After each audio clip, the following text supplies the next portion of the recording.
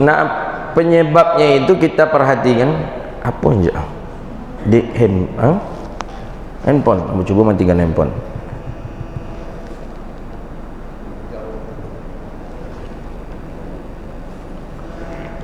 Enggak ada handphone. Enggak ada handphone berarti Ustaz. Dan salah handphone ambo enggak. Salah handphone ambo. Jadi penyebabnya itu salah satunya bahwa mereka ini kebanyakan menilai orang-orang sufi itu pengamal khurafat, syirik, pengamal maulid Nabi, pengamal ziarah kubur, pengamal tawassul, pengamal apa lagi, pengamal rabithah. Seluruhnya ini mereka kufurkan dan mereka syirikkan, dan kebanyakan pengamal ini adalah kalangan tasawuf sufi. Jadi orang-orang Wahabi Salafi ini tidak melihat kepada amalan yang pokoknya orang sufi, padahal amalan intinya sufi kan zikir.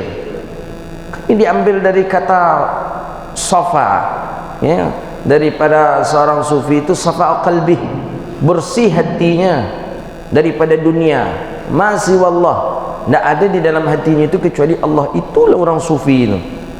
Nah, cuma kebanyakan daripada orang-orang sufi memang pengamal maulid, di mana saja di dunia pengamal sufi, pengamal maulid, pengamal rabithah, pengamal tawassul, pengamal apa lagi, ziarah kubur, keseluruhan ini mereka syirikkan. Karena asbab inilah mereka itu benci kepada tasawuf. Itu saja. Kan dia bongak namanya kan. Padahal zikir, tujuan orang-orang tasawuf zikir. Bahkan muqaddimah daripada tasawuf pasti taubat kepada Allah. Taubat kita disuruh pada Allah dalam Al-Quran. Tubu ilallahi ayyuhal mu'minun, taubatlah kita kepada Allah ya orang-orang mukmin. Itu muqaddimah. Seluruh tariqah muqaddimahnya, permulaannya pasti taubat. Taubat menyalahi syariat tidak disuruh oleh Allah. Jadi kajian-kajian tasawuf itu tidak ada menyalahi syariat, justru berdasarkan dengan Quran, berdasarkan dengan hadis, berdasarkan ulama. Jadi wahaboinan hangkuang tadi kok dia memandang kepada tadi, sufi itu banyak pengamal maulid, sufi itu orangnya suka bertawassul, sufi itu suka orangnya ziarah kubur, sufi itu suka zikirnya jahar, sufinya gitu nih.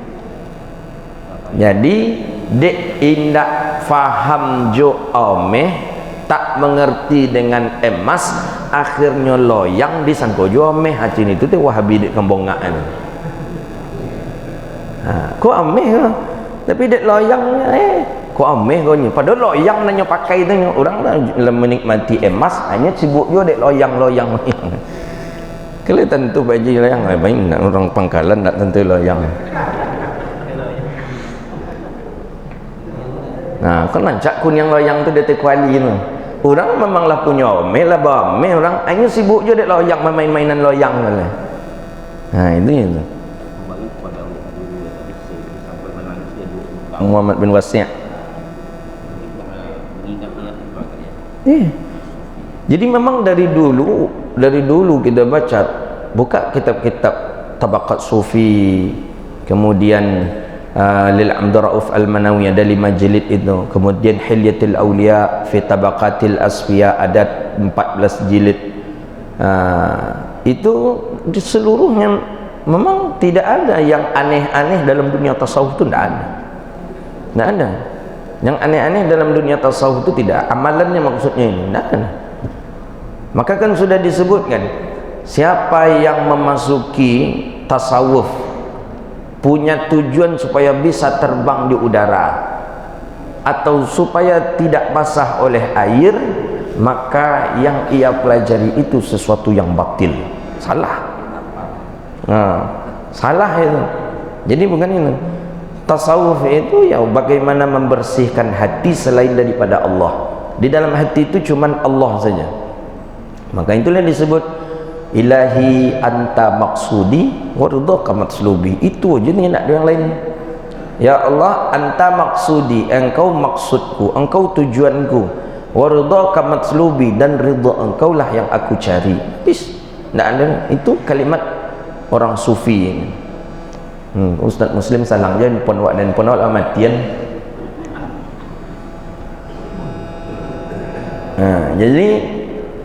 Jadi itu nih, ilahi anta maksudi wa ridhaka matslubi. Jadi pentingkah kita bertasawuf? Penting, sangat penting kita bertasawuf. Hampa kalau kita tak bertasawuf, karena bertasawuf ini dengan mainannya hati. Bagaimana hati kita sibuk dengan Allah, gitu. Makanya orang banyak bertasawuf lah dia umur 50 barunya dalam tasawuf. Ada yang dia umur 40, tapi ada juga orang yang berumur 20 sudah ditamakunkan tasawuf.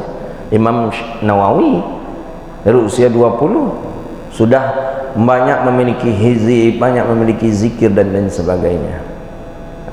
Jadi kalau begitu mudah saja mengatakan bahwa orang-orang Wahabi ini kurang zikir, orang Salafi ini kurang berzikir ya. Kenapa? Karena zikir ada di dalam tasawuf. Makanya hatinya keras ke orang tuanya, melawan ke tetangganya, nak belok ke dun sanaknya, nak pasapa dia pun hati gersang, hati kurang berzikir, mudah memutuskan silaturahmi, mudah memutuskan, karena hati itu digersang. Tapi kalau orang tasawuf nyohina pun nyoda orang biasa saja dia nyonya, karena di dalam hatinya Allah ada orang tadi itu dah, tak ada masalah dia orang tu tadi dah. Nak nyohino nyoda orang tadi, nak nyomuliakan dia orang tadi, tak adanya. Dimuliakan dia orang yang tak merasa mulia, dihinakan dia orang yang tak merasa hina. Kenapa?